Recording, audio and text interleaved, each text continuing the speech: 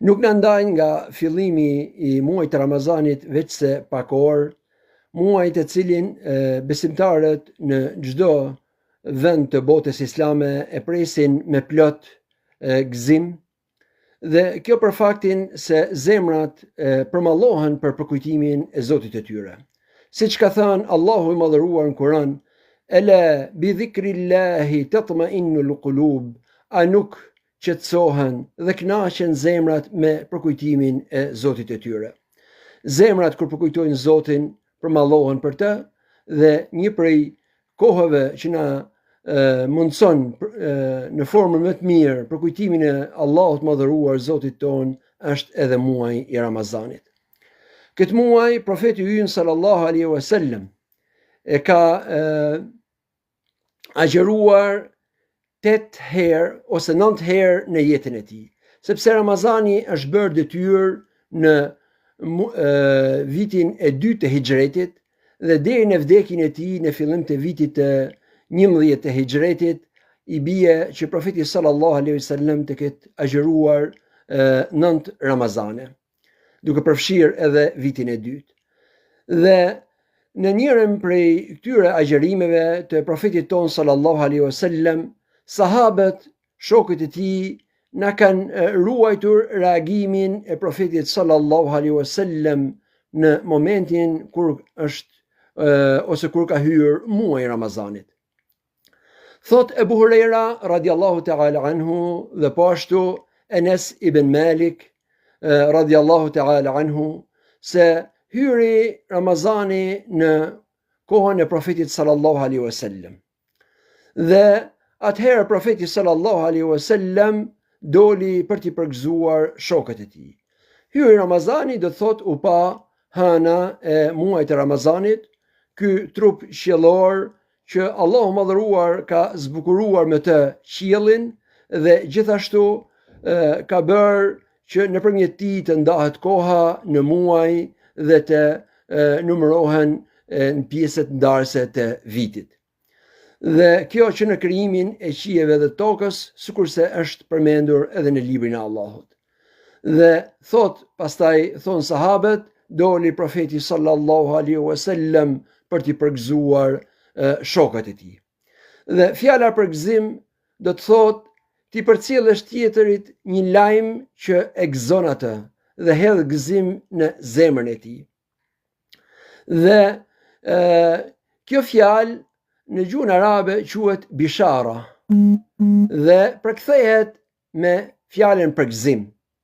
Dhe është po njëjta fjalë që është përdorur në përgëzimin e Mariamës alayhis salam me Isain alayhis salam, apo përgëzimi I Zekarias me Jahjen, apo përgëzimi I Ibrahimit alayhis salam me 2 bijtë e tij Ismailin dhe Ishakun.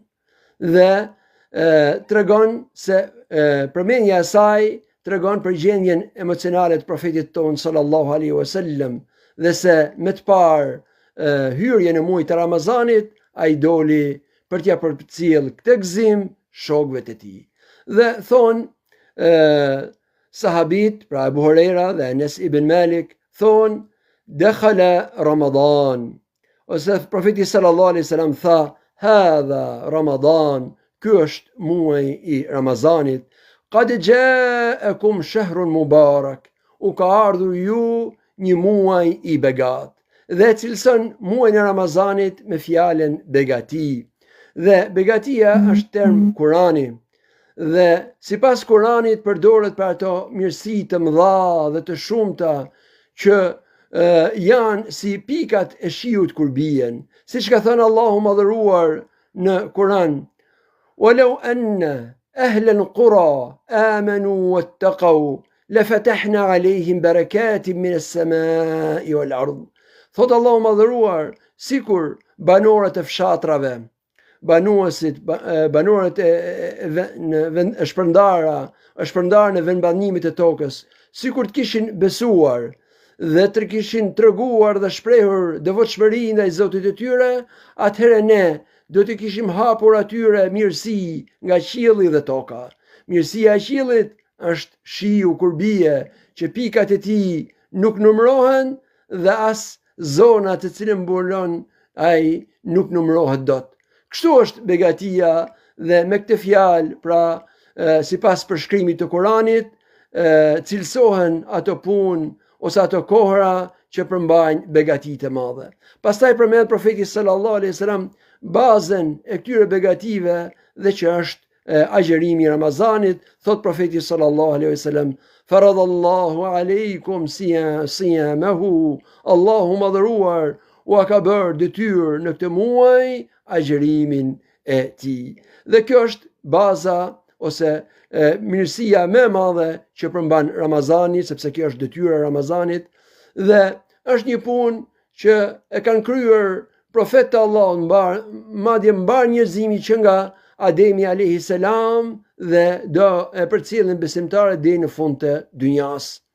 Ka agjëruar Ademi, kanë agjëruar bijtë e tij, ndërsa agjerimi i Ramazanit për herë të parë, siç thot Imam Taberi, i referohet agjerimit të Ibrahimit alayhi salam.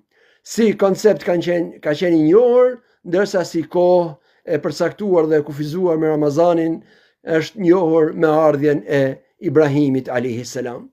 Mirë po, Ramazani nuk ka vetëm këtë begati, dhe për të shkuar për shtat asaj fjale, pra fjalës begati, e cila tham që ka mirësi të shumta si pikat e shiut kur bien nga qielli, atëherë Ramazani përveç agjerimit ka edhe namazin, ato taravih që falim, ka lutjet dhe duat dhe istighfarin që bëjnë besimtarët gjatë kësaj kohe, kanë gjithashtu sadakan dhe zakatin, madje zakati, siç thonë sahabët, është bërë detyrë më herë ose bashkë me Ramazanin në të njëjtin vit, dhe veprimet e tjera që mbushin këtë muaj me mirësi të shumta dhe që i shkon për shtat fjalës begati që ka përmendur profeti ynë sallallahu alaihi wasallam. Pastaj thot profeti sallallahu alaihi wasallam: idha kanat awwalu layla min Ramadan suffidat ash-shayatin, kur të jetë nata e parë e Ramazanit, atëherë prangosen shejtanët. Prangosen me ato pranga siç prangosen banorët e xhehenemit, sepse është po njëjta fjalë që përdoret edhe atje për të mos dalë prej tij. Dhe kjo për treguar për ndalimin e tyre në këtë kohë, në atë moment që sapo hyn nata e parë e Ramazanit. Prangosen shejtanët dhe gjithashtu prangosen gjindet e tërbuar dhe që shkojnë gjithmonë pas të keqes. Dhe Allahu madhëruar na ka treguar se në këtë botë banojnë edhe krijesa me cilën ka dashur ose urtësia Allahut madhëruar ka bërë që ato të jenë mesin ton, për të provuar Allahu madhëruar se kush i bindet atij dhe kush shkon pas të shthurëve. Dhe thot Allahu madhëruar kur ka përmendur iblisin se kjo krijesë u qëndron, është armik i njerëzve dhe u qëndron njerëzve para, mbrapa, majtas, djathtas, dhe është zëtuar përpara Allahut se do t'i humbë bijtë e Ademit. Dhe prandaj Allahu madhëruar ka thënë në Kur'an: Alam a'had ilaykum ya bani Adam alla ta'budu ash-shaytan. O bijtë e Ademit, a nuk u ka marrë ju besën që të mos i nënshtroheni shejtanit? Innahu lakum aduwwun mubin. Ai për ju është një armik i hapur. Dhe kështu Allahu madhëruar e tregon këtë realitet, dhe për të liruar njerëzit nga ndikimet e këtyre krijesave, atëherë ai i prangos ato në ditën e parë apo natën e parë të Ramazanit, për të vazhduar kjo prangosje pastaj deri në fundin e tij. Dhe sherri i tyre dhe e keqja e tyre është e madhe, sepse profeti sallallahu alaihi wasallam ka thënë se iblisi e vendos arshin e tij mbi ujë dhe pastaj dërgon ushtarët e tij grupe në tokë për të shkatëruar dhe për të nxitur njerëzit për të keqe.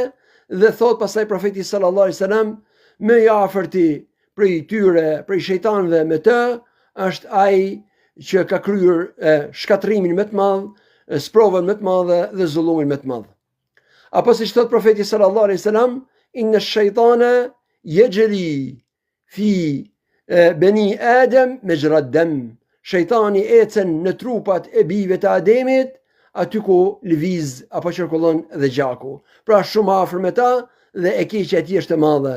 Dhe bllokimi i tyre dhe prangosja e tyre është lirim për besimtarët. Dhe pasojat e saj e këtij bllokimi dhe i kësaj prangosje të tyre është pastaj mbyllja e portave të xhehenemit, dhe thot profeti sallallahu alaihi wasallam, wa ghuliqat abwabu an-nar falam yuftah minha bab. Dhe atëherë mbyllen portat e xhehenemit dhe nuk hapet për tyre asnjë portë.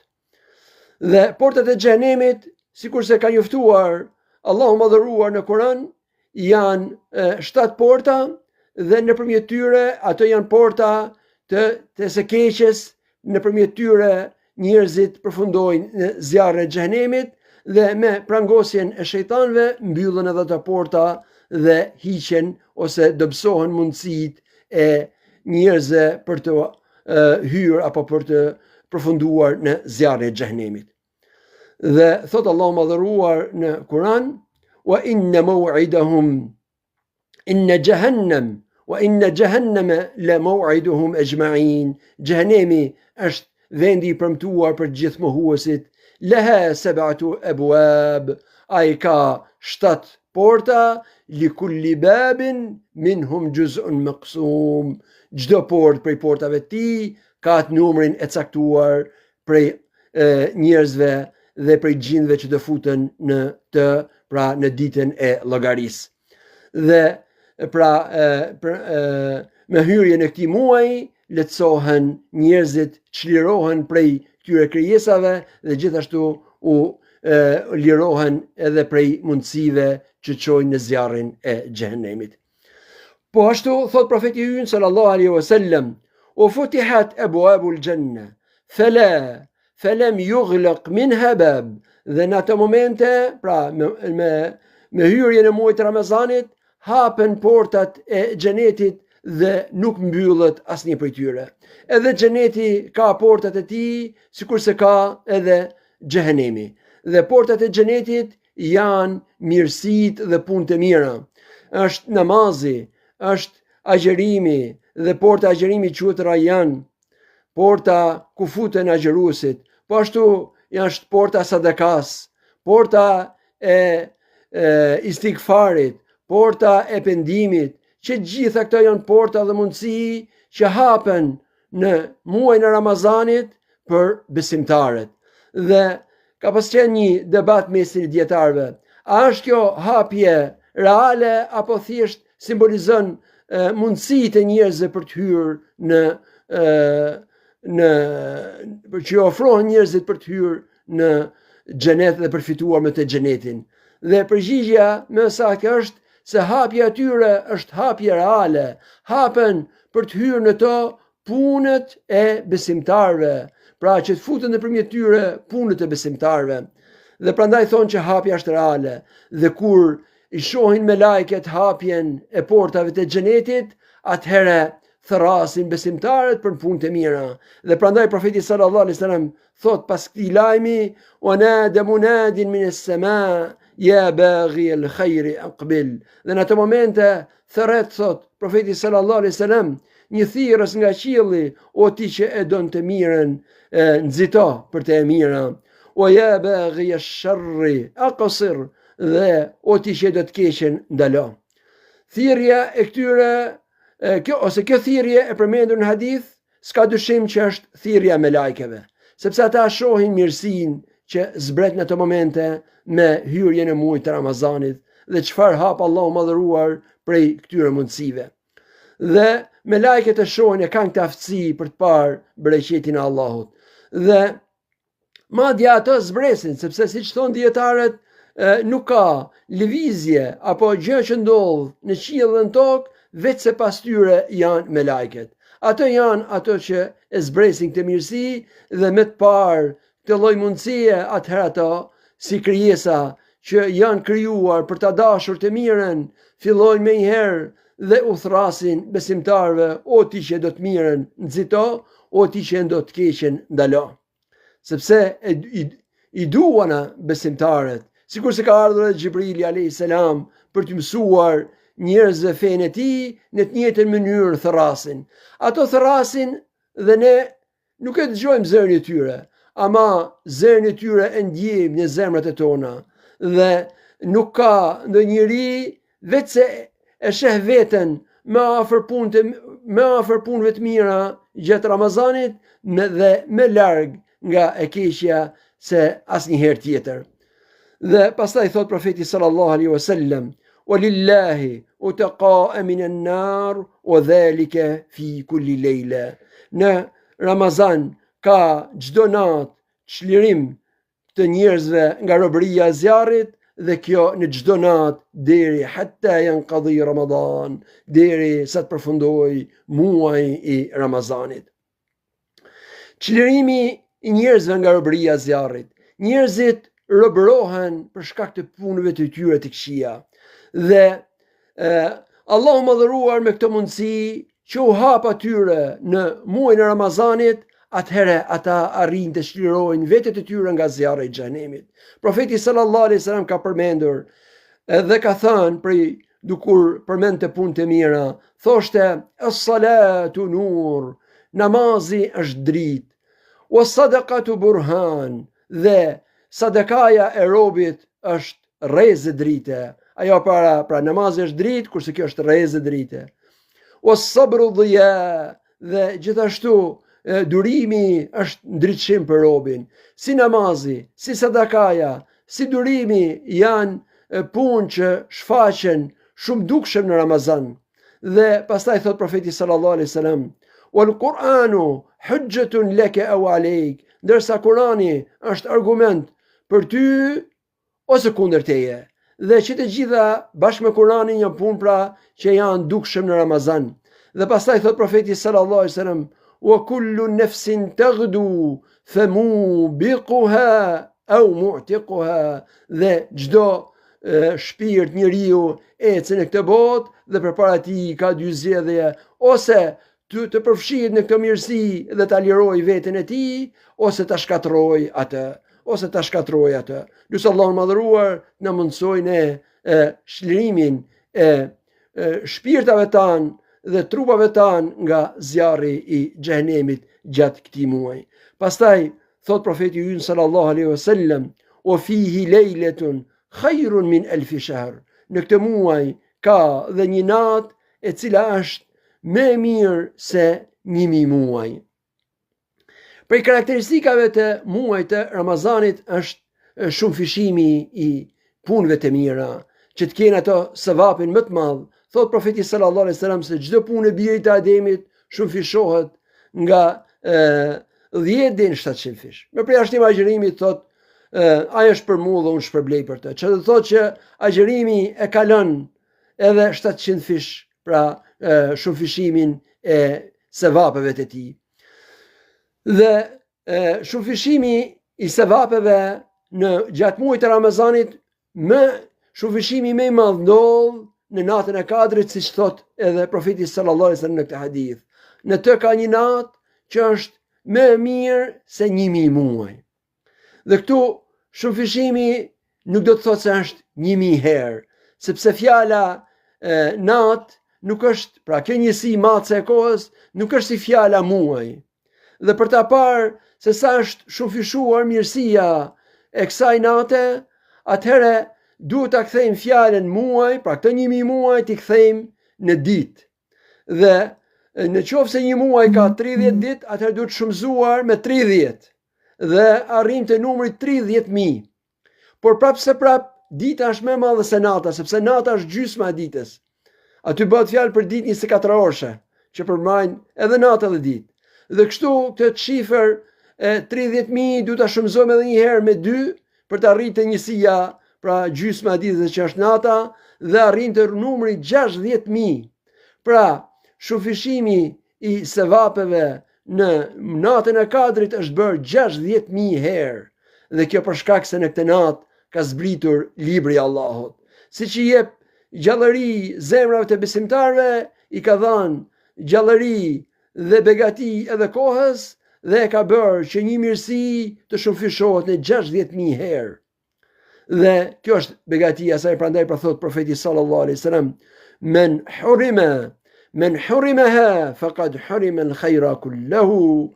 Kujt i pengohet prej njerëzve mirësia e kësaj nate, ose privohet prej saj, atëherë është privuar çdo mirësi. Allahu madhëruar sheh të zemrat e njerëzve, dhe kur sheh se ndonjë zemër nuk është e përshtatshme, ja pengon, nuk ja mëson arritjen e kësaj mirësie.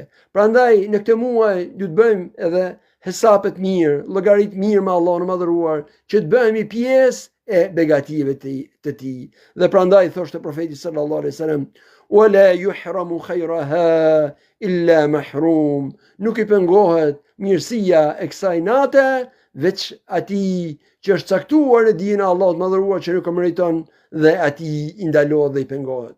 Lutja Allahu madhëruar edhe një herë na bëj pjesë të mirësive të këtij muaji. Dhe kjo është fjala, ose këto janë fjalët që ka thënë profeti sallallahu alaihi wasallam në ato momente, dhe tregojnë për gëzimin e tij dhe gjithashtu për gëzimin që u bëri besimtarëve që t'i nxis ata për të përfituar prej mirësive të Ramazanit.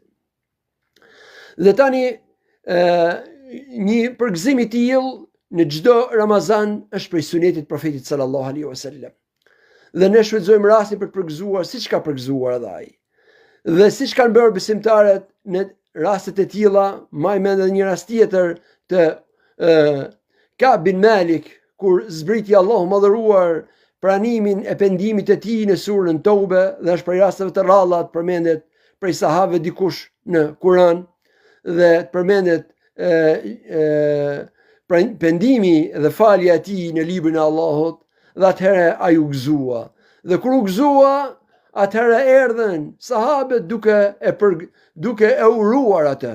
Dhe thot Imam Ibn Qayyim, Allahu mëshiroft, është prej sunetit që sa herë që u vjen besimtarëve diçka që u gëzon ata, në një mirësi që prek fenë e tyre, ose një mirësi që ka lidhje me fenë e tyre, të urohen.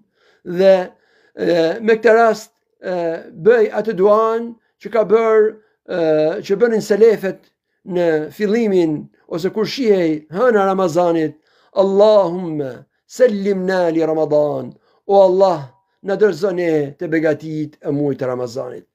O sallim Ramadan lana, dhe gjithashtu na dorëzone këto mirësi, o tasallamhu minna mutaqabbala, dhe pastaj kur të vi dita e fundit, ne prano ato prej nesh, Allahumma amin. Wa akhiru da'wana anil hamdulillahi rabbil alamin. Dhe lutja jonë në fund është themi, falënderimi i takon Allahut, Zotit të botës.